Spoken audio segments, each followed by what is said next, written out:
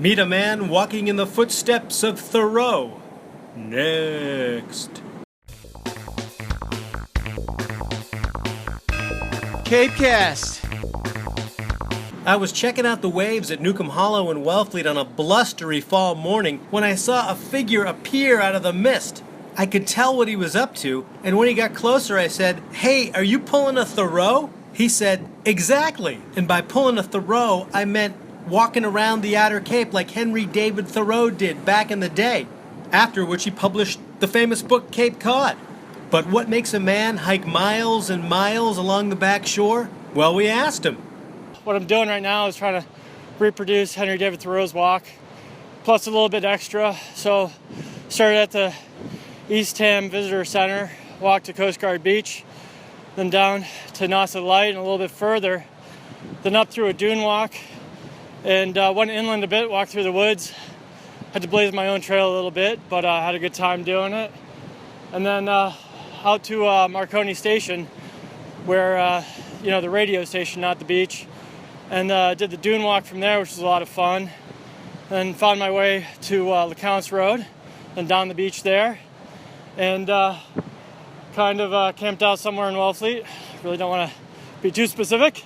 And, made it through the high tide to here. I'm going to go inland a bit. But the goal is to get up to Race Point, kind of take a overnight in Truro, North Truro. Then all the way around Race Point to Herring Cove, then to Provincetown down Commercial Street, back into some civilization where I hope to get a nice hot cooked meal. And then I'm going to try to make it all the way to Wellfleet Harbor.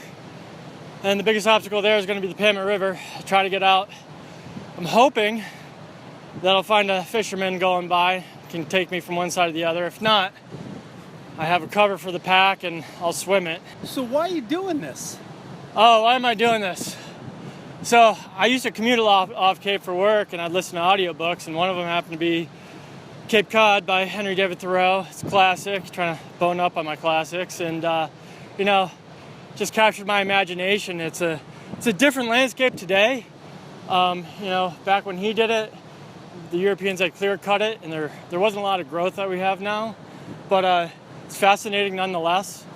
Walking on the beach, seeing all the flotsam and jetsam and just everything that washes up, and some of it's a little depressing with the plastic, but I think a storm like this makes it look worse than it normally is. But it just kind of inspired me, and that was in January, around resolution time. And so I was at dinner with some friends and mentioned, what I really want to do this year, because we were just talking about getting off our butts and doing stuff. So I want to kind of do this walk, and forgot about saying that for the next 9 months or so. And about a month ago, I was like, oh yeah, I think I watched like some inspirational video that somebody posted on Facebook about this guy just, hiking, and it hit me like, I said I was going to do that. What's the vibe you get from being out here by yourself in this vast landscape? I mean, that's the best part, really. And the part that I think I was looking forward to. That's why, we're here in the end of September, beginning of October. And, it occurred to me last night, man, this is the time to do this. This is perfect. The people are gone. You're the sixth person I've seen, and I'm walking by public beaches, there's no bugs, there's no bugs. So, between the two, it's just perfect. And I'll tell you what, walking through the woods, you just kind of get this, almost like this is what, the first European explorers kind of felt like, or even further back, the Indians. So Ian, what does this make you realize about the Cape Cod National Seashore and how important it might be? So it's a double-edged sword. The park is fantastic. I love the park. I'm glad that this land is protected. I'm not crazy about the National Park Service. I think they're a little overzealous.